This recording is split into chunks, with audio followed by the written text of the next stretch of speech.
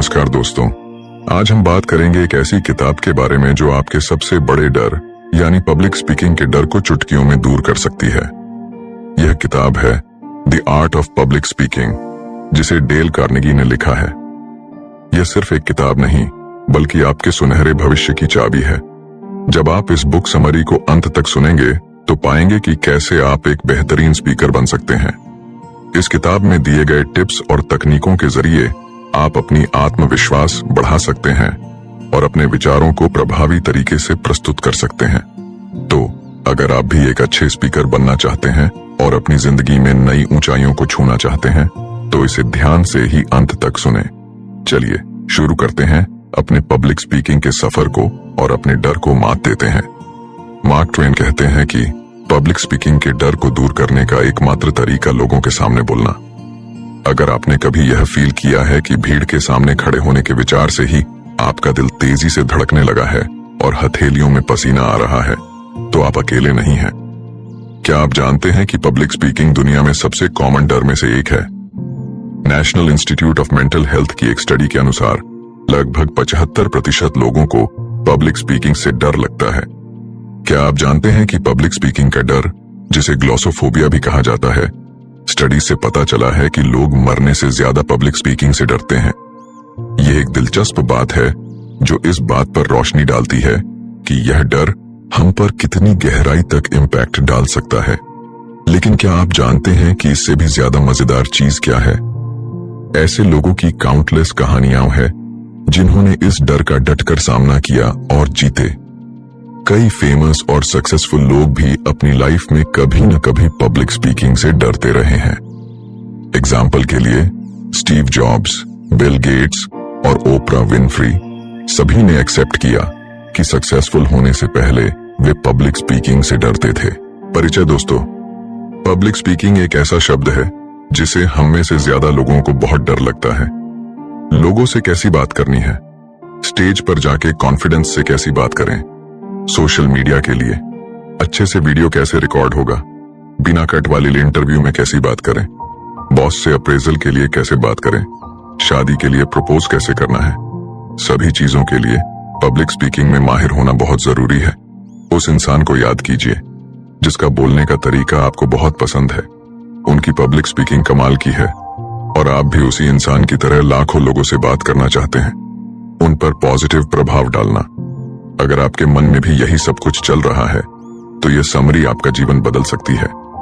आज हम the art of public speaking किताब के बारे में बात करने वाले हैं, जिसे best selling author Dale Carnegie ने लिखा है। इस किताब को अच्छे से समझने के लिए हमने इसको 12 चैप्टर्स में डिस्कस किया है। तो चलिए फिर एक एक करके सबको डिटेल में समझते हैं। चैप्टर 1, लोगों के सामने बोलना। The art of public speaking. Public speaking एक ऐसा तरीका है जिसके जरिए आप अपने दिल की बात दूसरे लोगों से कह सकते हैं। पहले के जमाने में जब लोग मिल नहीं पाते थे तो वह लिखकर अपनी दूसरों तक पहुंचाया करते थे। सबसे पहले यह तरीका आज से लगभग 450 साल पहले इजिप्ट में आया था, जब लोग एक दूसरे को लिखकर अपनी बातें बताया करते थे। लेकिन समय के साथ साथ लोगों ने भाषा सीखी और फिर उस भाषा को इस्तेमाल करके अपनी बात दूसरों तक पहुंचाना सीखा। इस प्रोसेस को कॉन्वर्सेशन कहते हैं।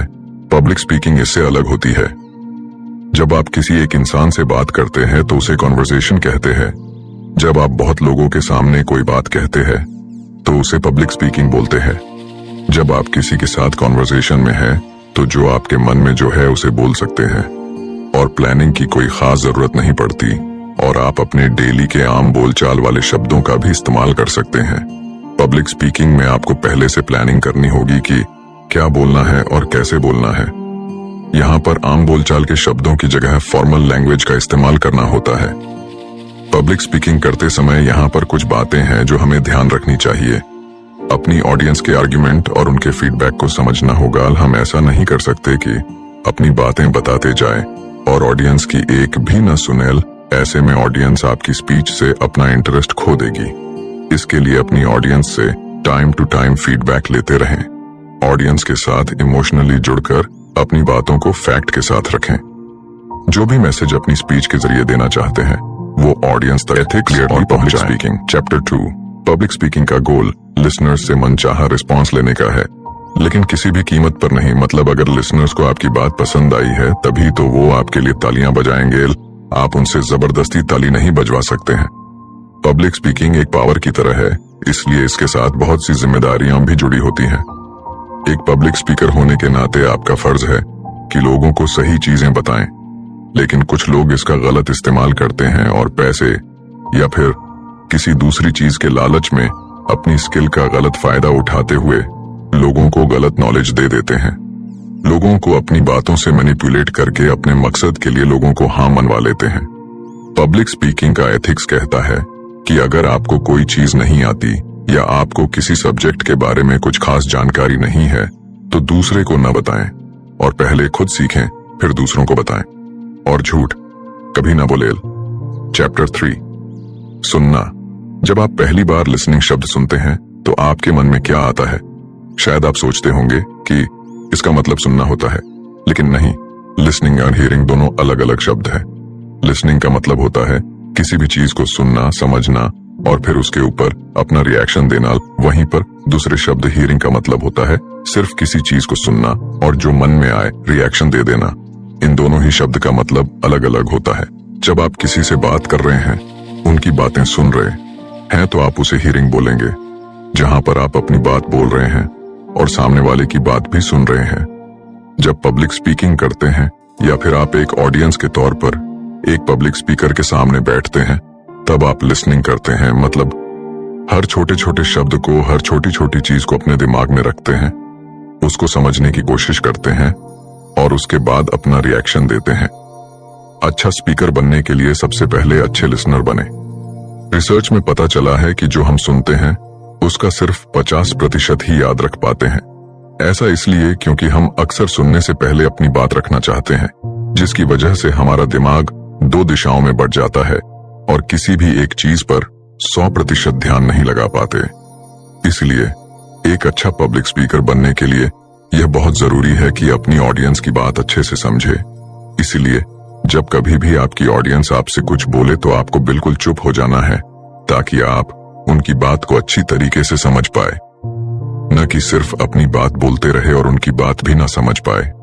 या फिर आप अगर एक ऑडियंस के रूप में जा रहे हैं तो अपने पब्लिक स्पीकर की बात को पहले सुने, उसके बाद अपनी बात कहें, ताकि आप दोनों ही एक दूसरे को अच्छे से समझ सके। चैप्टर 4 स्पीच देने का पहला तरीका। एक पब्लिक स्पीकर के लिए उसकी पहली स्पीच बहुत क्रिटिकल होती है। जब आप अपनी पहली स्पीच देने जा रहे हो तो ऑडियंस से एक पब्लिक स्पीकर बनने जा रहे हैं और आपको अभी बिल्कुल भी एक्सपीरियंस नहीं है। इसलिए यहाँ पर ऑथर ने कुछ तरीके बताए हैं, इन्हें आपको अपनी पहली स्पीच के लिए अपनाएं। ऑडियंस से बातचीत करना। अपनी ऑडियंस से बात करें, क्योंकि अगर आप जाते ही अपने टॉपिक के साथ शुरू हो जाएंगे तो किसी को भी मजा नहीं आएगा और कोई भी आपकी स्पीच में इंटरेस्ट नहीं लेगा। शुरुआत के 2 या 3 मिनट ऑडियंस से बात करने और उनसे उनके हालचाल पूछने से और उनसे उनके यहाँ आने का पर्पस पूछने से उन्हें आपका बिहेवियर पसंद आएगा और वह आपके शब्दों को ध्यान से सुनना और समझना चाहेंगे। टॉपिक पर फोकस करना। अपनी ऑडियंस से बात करने के बाद टॉपिक पर पूरा फोकस करें। धीरे धीरे लोगों को अपने टॉपिक के बारे में बताएं, लेकिन जितना जरूरी हो उतना ऑडियंस को बताएं। अगर आपका टॉपिक साइंस से जुड़ा है और आपने लोगों को डेली लाइफ के साइंस से कुछ ज्यादा ही डीप साइंस के बारे में बता दिया तो लोग आपकी बातों में इंटरेस्ट नहीं लेंगे और उनका इंटरेस्ट उसी वक्त आपकी स्पीच में से खत्म हो जाएगा। लोगों को अपनी बातों से जोड़े रखें। अपनी बातों में आम बोलचाल के फॉर्मल शब्दों का इस्तेमाल करें, हैवी शब्दों का इस्तेमाल न करें, ताकि हर कोई उसे समझ पाए और ऑडियंस आपके साथ जुड़ी रहे। अपनी स्पीच को ऑर्गेनाइज करें। The art of public speaking book अपनी स्पीच को पूरी तरह प्लान करके बोले। प्लानिंग करना इसलिए जरूरी है ताकि इस बारे में क्लियर रहे कि कौन सी बात पहले बोलने से ऑडियंस पर अच्छा इम्पैक्ट पड़ेगा और कौन सी बाद में। सबसे पहले इंट्रोडक्शन से शुरू करें, उसके बाद धीरे धीरे अपने टॉपिक की मेन बॉडी पर जाएं। मेन बॉडी में अपने टॉपिक के हर जरूरी हिस्से को कवर करने की कोशिश करें और उसके बाद आपको आखिरी में कंक्लूड करते समय अपने टॉपिक के एडवांटेजेस और डिसएडवांटेजेस बताते हुए उसको पूरा करें। इस तरीके से आपकी स्पीच पूरी तरह ऑर्गेनाइज रहेगी और लोगों को सुनने में भी मजा आएगा। चैप्टर 5 टॉपिक का चयन करना। अपनी स्पीच के लिए कोई भी टॉपिक सिलेक्ट करते समय ध्यान रखें या तो वो टॉपिक आपको अच्छे से आना चाहिए या तो वह टॉपिक सभी के लिए नया होना चाहिए। जैसे अगर आपको इलेक्ट्रिक गाड़ियों के बारे में बहुत अच्छे से पता है, उनको बनाने से लेकर मार्केट में उतारने खरीदने तक सब कुछ मालूम है, तो आप पब्लिक को उसके बारे में बहुत अच्छे से बता सकते हैं। या फिर जैसे क्रिप्टो करेंसी टॉपिक कई लोगों के लिए नया है और सभी इस टॉपिक के बारे में जानना चाहते हैं, तो इसके बारे में डिटेल्स निकालें, समझें और पब्लिक को बताएं। इससे वो सुनना चाहेंगे, क्योंकि यह बहुत नया टॉपिक है और उसको हर कोई जानना चाहता है। अगर आप किसी टॉपिक के बारे में बहुत ज्यादा नहीं जानते हैं, ऑडियंस थोड़ी एक्सपीरियंस्ड है, तो आप सिर्फ उसका ओवरव्यू ही कवर करें, इससे बैलेंस बना रहेगा। चैप्टर 6, ऑडियंस को एनालाइज करें। स्पीच देने से पहले आपको यह समझना होगा कि आपकी ऑडियंस कौन है और वो क्या चाहती है। अगर आपके ऑडियंस में ऐसे लोग बैठे हैं जो मैरिड लाइफ से खुश नहीं है और खुशहाल मैरिड लाइफ को एंजॉय करना चाहते हैं, तो ऐसा होने के रीजंस, इसका इन्फ्लुएंस और इसे ठीक करने के तरीके पर बात करने से वो आपके साथ कनेक्टेड फील करेंगे। हो सके हो इससे जुड़ा अपना कोई पर्सनल एक्सपीरियंस भी उनके साथ शेयर करें। अपनी ऑडियंस का इंटरेस्ट पता करने के लिए सबसे पहले उनसे बात करें। उनसे पूछें कि वो कहां से है, यहां आने का पर्पस क्या है। इस तरह थोड़ी बातें करने से आपको पता लग जाएगा कि वो कैसी मेंटालिटी रखते हैं और सच में क्या सुनना चाहते हैं। चैप्टर 7, अपने आइडियाज और स्पीच को सपोर्ट करें। आपने अपनी स्पीच तैयार करने के साथ ही अपनी स्पीच के साथ कुछ सपोर्टिंग चीजों का इस्तेमाल करने से ट्रस्ट बनता है और लोग अच्छे से बातों का मतलब समझ पाते हैं। सपोर्टिंग मटेरियल का मतलब हर वो चीज जो स्पीच और भी ज्यादा अच्छा बनाए।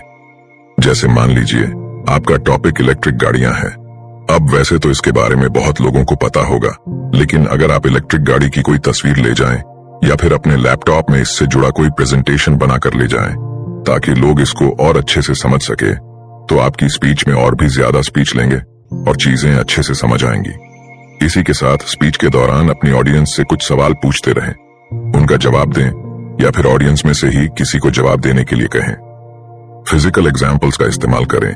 अब आप अपनी ऑडियंस से बात करके पता लगाएं कि रिस्पॉन्स कैसा है, क्या वो स्पीच के प्रति पॉजिटिव अप्रोच रख रहे हैं या फिर नेगेटिव अप्रोच। अगर उनका रिस्पॉन्स अच्छा है तो उनमें से कुछ लोगों को स्टेज पर बुलाकर मजाकिया तरीके से अपनी स्पीच से रिलेटेड कोई छोटा सा टास्क करने को कहें। इससे ऑडियंस को अच्छा फील होता है और स्पीकर की बातों से वो अच्छी तरह रिलेट कर पाते हैं। कोई स्टोरी या इंसिडेंट बताएं। आइए इसके लिए एक एग्जाम्पल लेते हैं। मान लें आपका टॉपिक इंडियन कल्चर से जुड़ा है, तो इसे समझाने के लिए अपना कोई पुराना किस्सा शेयर कर सकते हैं या उससे रिलेटेड कोई कहानी सुना सकते हैं, जिससे ऑडियंस के मन में ज्यादा सुनने की दिलचस्पी जागेगी। न्यूमेरिकल डेटा का इस्तेमाल करें।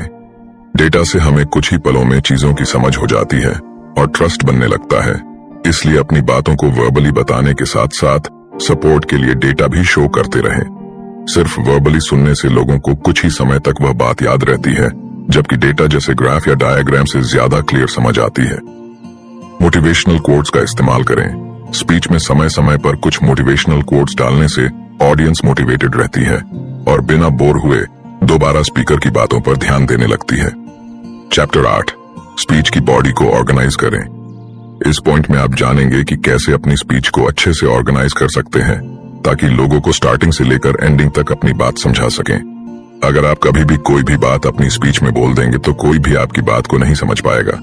इसलिए अपनी स्पीच को ऑर्गेनाइज करना बहुत जरूरी है। अब यहाँ पर कुछ पॉइंट्स है जिनके जरिए आप अपनी स्पीच को ऑर्गेनाइज कर सकते हैं। हल्की बातचीत और परिचय के साथ शुरू करें। अपनी स्पीच को स्टार्ट करते समय सबसे पहले अपनी ऑडियंस से बात करें और पता लगाएं कि वो कैसा फील कर रहे हैं और वह इस स्पीच के टॉपिक को लेकर कैसा सोचते हैं। उसके बाद अपने टॉपिक का सबसे छोटा पार्ट और जो सबसे पहले आना चाहिए उसको थोड़ा थोड़ा बताना शुरू करें। बताते समय हमें ऑडियंस से भी कुछ सवाल पूछना है ताकि शुरुआत से ही उनके अंदर टॉपिक को लेकर दिलचस्पी आ जाए।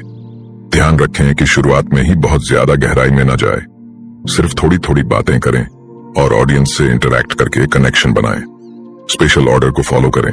अपनी स्पीच में छोटा सा परिचय देने के बाद अब अपनी स्पीच के मेन बॉडी पर आना है, जहां पर अपने टॉपिक के बारे में गहराई तक जाना है।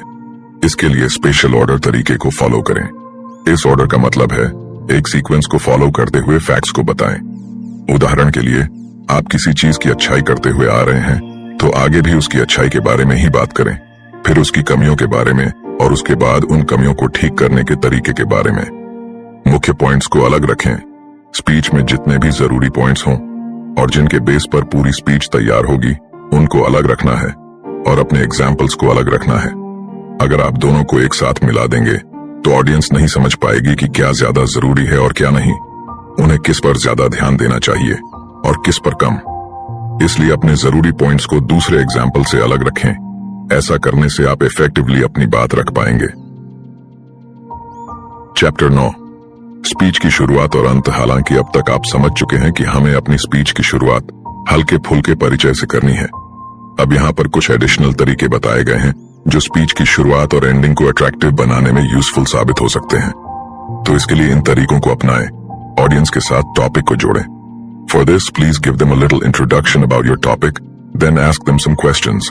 After getting the answer, ask other questions from the audience by saying some things related to their talk so that they understand what today's topic is about. It is about to happen and the audience should be mentally prepared for it. Numerical data का इस्तेमाल करें। Data से हमें कुछ ही पलों में चीजों की समझ हो जाती है और ट्रस्ट बनने लगता है। इसलिए अपनी बातों को वर्बली बताने के साथ साथ सपोर्ट के लिए डेटा भी शो करते रहें। सिर्फ वर्बली सुनने से लोगों को कुछ ही समय तक वह बात याद रहती है, जबकि डेटा जैसे ग्राफ या डायग्राम से ज्यादा क्लियर समझ आती है। मोटिवेशनल कोट्स का इस्तेमाल करें। स्पीच में समय समय पर कुछ मोटिवेशनल कोट्स डालने से ऑडियंस मोटिवेटेड रहती है और बिना बोर हुए दोबारा स्पीकर की बातों पर ध्यान देने लगती है। चैप्टर 8, स्पीच की बॉडी को ऑर्गेनाइज करें।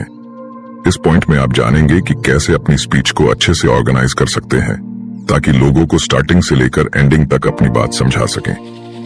अगर आप कभी भी कोई भी बात अपनी स्पीच में बोल देंगे तो कोई भी आपकी बात को नहीं समझ पाएगा। इसलिए अपनी स्पीच को ऑर्गेनाइज करना बहुत जरूरी है। अब यहाँ पर कुछ पॉइंट्स हैं जिनके जरिए आप अपनी स्पीच को ऑर्गेनाइज कर सकते हैं। हल्की बातचीत और परिचय के साथ शुरू करें। अपनी स्पीच को स्टार्ट करते समय सबसे पहले अपनी ऑडियंस से बात करें और पता लगाएं कि वो कैसा फील कर रहे हैं और वह इस स्पीच के टॉपिक को लेकर कैसा सोचते हैं। उसके बाद अपने टॉपिक का सबसे छोटा पार्ट और जो सबसे पहले आना चाहिए उसको थोड़ा थोड़ा बताना शुरू करें। बताते समय हमें ऑडियंस से भी कुछ सवाल पूछना है ताकि शुरुआत से ही उनके अंदर टॉपिक को लेकर दिलचस्पी आ जाए। ध्यान रखें कि शुरुआत में ही बहुत ज्यादा गहराई में न जाए, सिर्फ थोड़ी थोड़ी बातें करें और ऑडियंस से इंटरैक्ट करके कनेक्शन बनाएं। स्पेशल ऑर्डर को फॉलो करें। अपनी स्पीच में छोटा सा परिचय देने के बाद अब अपनी स्पीच के मेन बॉडी पर आना है, जहां पर अपने टॉपिक के बारे में गहराई तक जाना है। इसके लिए स्पेशल ऑर्डर तरीके को फॉलो करें। इस ऑर्डर का मतलब है एक सीक्वेंस को फॉलो करते हुए फैक्ट्स को बताएं। उदाहरण के लिए, आप किसी चीज की अच्छाई करते हुए आ रहे हैं तो आगे भी उसकी अच्छाई के बारे में ही बात करें, फिर उसकी कमियों के बारे में और उसके बाद उन कमियों को ठीक करने के तरीके के बारे में। मुख्य पॉइंट्स को अलग रखें। स्पीच में जितने भी जरूरी पॉइंट्स हों और जिनके बेस पर पूरी स्पीच तैयार होगी उनको अलग रखना है और अपने एग्जाम्पल्स को अलग रखना है। अगर आप दोनों को एक साथ मिला देंगे तो ऑडियंस नहीं समझ पाएगी कि क्या ज्यादा जरूरी है और क्या नहीं, उन्हें किस पर ज्यादा ध्यान देना चाहिए और किस पर कम। इसलिए अपने जरूरी पॉइंट्स को दूसरे एग्जाम्पल से अलग रखें। ऐसा करने से आप इफेक्टिवली अपनी बात रख पाएंगे। चैप्टर 9, स्पीच की शुरुआत और अंत। हालांकि अब तक आप समझ चुके हैं कि हमें अपनी स्पीच की शुरुआत हल्के फुल्के परिचय से करनी है। अब यहाँ पर कुछ एडिशनल तरीके बताए गए हैं जो स्पीच की शुरुआत और एंडिंग को अट्रैक्टिव बनाने में यूजफुल साबित हो सकते हैं। तो इसके लिए इन तरीकों को अपनाएं। ऑडियंस के साथ टॉपिक को जोड़ें।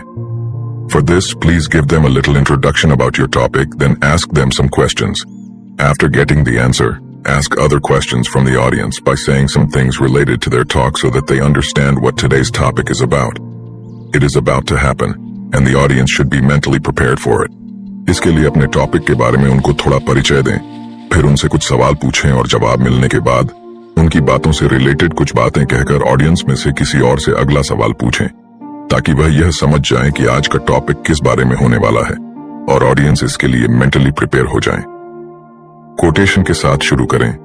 परिचय के बाद सबसे पहले किसी फेमस लाइन या फेमस कोटेशन के साथ अपनी बात को शुरू करना है जिससे लोग मोटिवेटेड फील करें और स्पीच में दिलचस्पी लेने लगे। स्टोरी बताएं। बचपन से ही हमें कहानी सुनना पसंद है। स्टोरी से सीखी गई बात डायरेक्ट हमारे सबकॉन्शियस माइंड में चली जाती है। इसलिए परिचय देने के बाद और एक मोटिवेटेड लाइन कहने के बाद अब ऑडियंस को स्पीच से रिलेटेड कोई इंसिडेंट या कहानी सुनाएं। ऑडियो इक्विपमेंट या विजुअल एड्स का इस्तेमाल करें।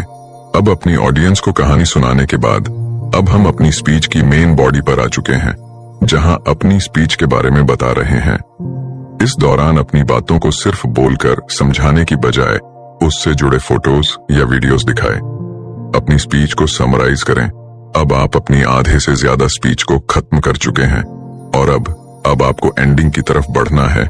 इसलिए अब आप अपनी स्पीच को धीरे धीरे कम करना शुरू करें और ऑडियंस से और ज्यादा सवाल पूछना शुरू करें, ताकि उनको समझ आ जाए कि आप स्पीच खत्म होने वाली है और उसी हिसाब से आपको जवाब भी दे पाए। ऐसा करने से आप अपने स्पीच के एंड को भी एंजॉयबल बना सकते हैं। कोटेशन और गुड लक के साथ खत्म करें।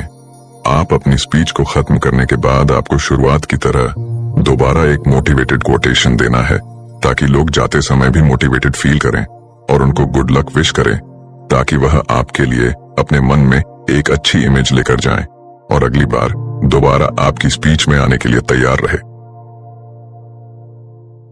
Chapter 10 speech outlining. अभी तक हमने देखा कि ऑडियंस के सामने स्पीच को कैसे बोलेंगे।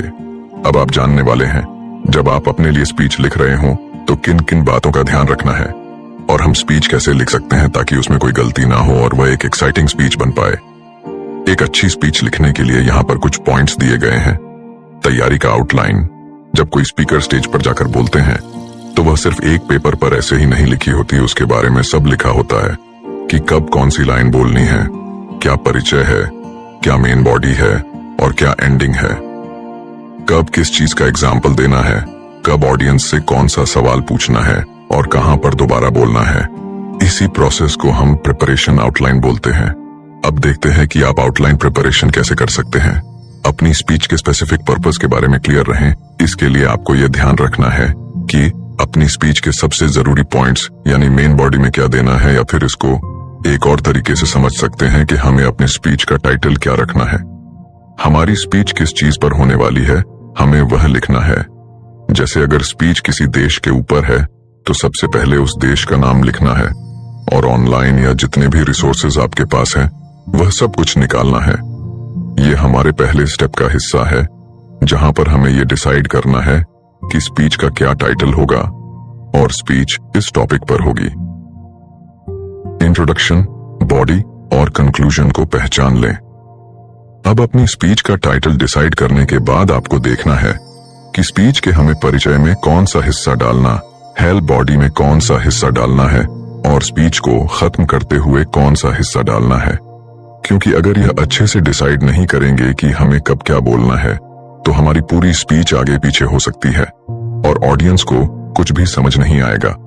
ऑडियंस के बीच में दिलचस्पी बनाकर रखने के लिए हर चीज को एक सही समय पर बोलना होगा ताकि वह उसे समझ सके। सिंबल का इस्तेमाल करें। पूरी स्पीच में एक फ्लो को बनाए रखें। ऐसा ना हो कि आप पहले कुछ और बोल रहे हैं और बाद में कुछ और बोलने लग जाएं, जिसकी वजह से हमारी बात हमसे ही गलत हो जा और ऑडियंस दिलचस्पी छोड़ दे। इसके लिए आपको ध्यान रखना है कि अगर किसी चीज की अच्छाई बताते हुए आ रहे हैं तो अभी भी हमें उसकी अच्छाई ही बतानी है। अगर उसके बारे में कुछ गलत है तो पहले अच्छाई वाला पूरा करना है, उसके बाद हमें उसके बारे में कुछ गलत बोले, ताकि ऑडियंस को समझ पाए कि पहले अच्छाई थी और अभी गलत। दोनों को एक में ही मिला देने से उनको बिल्कुल भी समझ नहीं आएगा कि आप क्या कहना चाह रहे हैं और वह दिलचस्पी लेना छोड़ देंगे। चैप्टर 11 भाषा का स्मार्टली इस्तेमाल करें। आप स्पीच में जो लैंग्वेज इस्तेमाल करें वह क्लियर और ऑडियंस से कनेक्टेड होनी चाहिए। भाषा का यहाँ पर मतलब है आप किस टोन में बात कर रहे हैं। ध्यान रखें, कहीं आपकी बात सामने वाले को गलत तो नहीं लग जा रही, या फिर आप जो चीज कहना चाह रहे हैं वहां लिखा तो सही है लेकिन अच्छे से बोल नहीं पा रहे। अपनी पूरी स्पीच के दौरान बहुत ही आराम से बोले। अब आराम से बोलने का मतलब धीरे बोलना नहीं। हेल हो सकता है टॉपिक में कोई ऐसी चीज है जो आपको पसंद ना हो, पर आप उसके खिलाफ बोलते बोलते नेगेटिव बोल सकते हैं, जिसकी वजह से कुछ लोग आपसे नाराज हो सकते हैं। इसलिए आपको वही बोलना है जो आपने लिखा है या फिर जो फैक्ट है।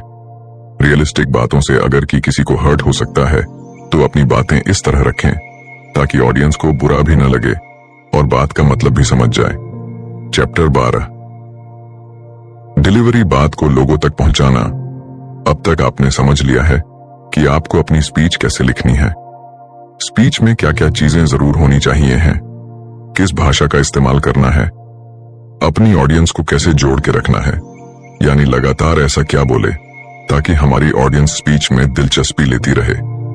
अब हम देखते हैं स्पीच बोलते समय सबसे जरूरी चीज है बातों को ऑडियंस तक पहुंचाना। एल यानी कोई भी चीज बोलने या बताने का तरीका।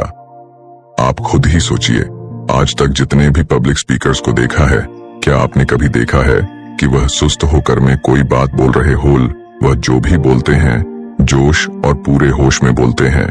इससे उनकी बातों का इन्फ्लुएंस और विश्वास बढ़ने लगता है। अपनी बातों को पहुंचाने के लिए इन तरीकों को अपनाएं। आपका वेशभूषा, पर्सनल अपीयरेंस, यानी कोई भी इंसान किस तरीके से आपके सामने आता है, आप सोच कर देखिए। अगर आप स्पीच के लिए सिर्फ शॉर्ट्स और टी शर्ट पहन के स्टेज पर जा रहे हैं तो क्या सामने वाला इंसान आपको सीरियस लेगा या फिर वह आपकी बात पर विश्वास करेगा? नहीं, क्योंकि आप उसके सामने उस तरीके से अपीयर नहीं हुए जिस तरीके से वह चाहता था। यानी जब कभी भी एक पब्लिक स्पीकर के बारे में सोचते हैं तो सूट बूट पहना एक सज्जन इंसान हमारे दिमाग में आता है। तो आप भी हमेशा वही सज्जन इंसान बनकर अपनी स्पीच के लिए जाएं, या एटलीस्ट फॉर्मल कपड़े पहने। इशारे। स्पीच के दौरान स्पीकर के हाथ और कंधों की मूवमेंट सूट पहनकर तैयार तो होने से पहली चीज सही हो गई है। अब दूसरी स्किल पर ध्यान देने के लिए अपने बॉडी पोस्चर और हाथों के एक्शन का ख्याल रखें। स्पीच के हिसाब से अपने बॉडी मूवमेंट को बदलते रहें। जैसे सिर्फ एक चेयर पर बैठकर मोटिवेशनल स्पीच देने की बजाय मोटिवेशनल स्पीच को खड़े होकर, लोगों के साथ मिलकर, अपने पूरे हाथ खोलकर, उनसे कुछ सवाल पूछकर, उसके कुछ जवाब देकर अपनी स्पीच बोलेंगे तो ऑडियंस को दिलचस्पी आएगी, वे आपकी बात समझ पाएंगे और विश्वास कर पाएंगे। आंखों में देखना तीसरी सबसे ज्यादा जरूरी चीज है। आंखों का कनेक्शन। आप स्पीच देते समय कहां देख रहे हैं, यह आपके ऑडियंस पर इफेक्ट डालने में इंपॉर्टेंट रोल अदा करता है। ध्यान दें, कहीं किसी दीवार, पंखे या किसी दूसरे पब्लिक स्पीकर को तो नहीं देख रहे। अगर ऐसा देख रहे हैं तो यह नर्वसनेस को शो करता है। यह दिखाता है कि आपके अंदर कॉन्फिडेंस की कमी है। इससे ऑडियंस आपकी बात पर विश्वास नहीं कर पाएगी और आपकी स्पीच में दिलचस्पी नहीं लेंगे। इसलिए हमेशा स्पीच देते समय अपनी ऑडियंस की आंखों में देखें। इससे कॉन्फिडेंस शो होता है जो ऑडियंस के बीच हमारे विश्वास और दिलचस्पी को बढ़ाता है। निष्कर्ष तो दोस्तों, इस समरी में आपने पब्लिक स्पीकिंग की आर्ट को सीखा, जिससे कॉन्फिडेंटली अपनी बात दूसरों तक पहुंचा सकते हैं। आइए अब सीखे हुए लेसन्स को एक बार दोहरा लेते हैं ताकि इन लेसन्स को याद रखना आसान हो जाए। अपनी ऑडियंस के इंटरेस्ट को ध्यान में रखते हुए स्पीच तैयार करने और इसके लिए अपनी ऑडियंस से टाइम टू टाइम फीडबैक लेते रहें। एक पब्लिक स्पीकर होने के नाते आपका फर्ज है कि लोगों को सही चीजें बताएं। अच्छा स्पीकर बनने के लिए सबसे पहले अच्छे लिसनर बने। लोगों को अपनी बातों से जोड़े रखें। अपनी बातों में आम बोलचाल के फॉर्मल शब्दों का इस्तेमाल करें। अपनी स्पीच को पूरी तरह प्लान करके बोलें। प्लानिंग करना इसलिए जरूरी है ताकि इस बारे में क्लियर रहें कि कौन सी बात पहले बोलने से ऑडियंस पर अच्छा इम्पैक्ट पड़ेगा और कौन सी बाद में। अपनी स्पीच के लिए कोई भी टॉपिक सिलेक्ट करते समय ध्यान रखें, या तो वो टॉपिक आपको अच्छे से आना चाहिए या तो वह टॉपिक सभी के लिए नया होना चाहिए। आपने अपनी स्पीच तैयार करने के साथ ही अपनी स्पीच के साथ कुछ सपोर्टिंग चीजों का इस्तेमाल करने से ट्रस्ट बनता है और लोग अच्छे से बातों का मतलब समझ पाते हैं। इसलिए एग्जाम्पल्स, स्टोरी, डेटा या मोटिवेशनल काउट के जरिए अपनी स्पीच को सपोर्ट करते रहें। हल्की बातचीत और परिचय के साथ शुरू करें। ऑडियंस के साथ टॉपिक को जोड़ें। परिचय के बाद सबसे पहले किसी फेमस लाइन या फेमस कोटेशन के साथ अपनी बात को शुरू करना है, जिससे लोग मोटिवेटेड फील करें और स्पीच में दिलचस्पी लेने लगें। अपनी स्पीच के स्पेसिफिक पर्पस के बारे में क्लियर रहें। इंट्रोडक्शन, बॉडी और कंक्लूजन को लेबल दें ताकि ऑडियंस को यह क्लियर रहे कि कब इंट्रोडक्शन बताया जा रहा है, कब मेन बात और कब एंडिंग हो रही है। अपनी बातों को अच्छी तरह समझाने के लिए सिंबल का इस्तेमाल करें। अपनी बातों को पहुंचाने को बेहतर बनाने के लिए फिजिकल अपीयरेंस, इशारों का ख्याल रखें और ऑडियंस से आई कांटेक्ट बनाकर बात करें। The art of public speaking किताब की समीक्षा डेल कार्नेगी द्वारा लिखित the art of public speaking प्रभावी कम्युनिकेशन पर एक टाइमलेस कृति मास्टरपीस है। वर्षों के अनुभव से ली गई कार्नेगी की इनसाइट्स महत्वाकांक्षी ऑरेटर्स के लिए अमूल्य मार्गदर्शन प्रदान करती है। किताब में आत्मविश्वास निर्माण, ऑडियंस की सहभागिता और पर्सुएसिव तकनीकों जैसे विषयों को शामिल किया गया है, जिससे इसे अपने पब्लिक में बोलने के स्किल में सुधार करने के इच्छुक किसी भी व्यक्ति के लिए अवश्य पढ़ना चाहिए। किताब आत्म आश्वासन और एलोक्वेंस को बढ़ावा देने, तैयारी, अभ्यास और सहानुभूति के महत्व पर जोर देती है। हालांकि शैली में थोड़ा पुराना है, किताब के प्रिंसिपल्स आज की प्रेजेंटेशंस और भाषणों की दुनिया में प्रासंगिक, रेलेवेंट बने हुए हैं। संक्षिप्त शब्दों में इसे पब्लिक स्पीकिंग की कला में महारत हासिल करने वालों के लिए एक आवश्यक रिसोर्स के रूप में डिस्क्राइब किया जा सकता है। धन्यवाद दोस्तों, मिलते हैं अगले बुक समरी के साथ।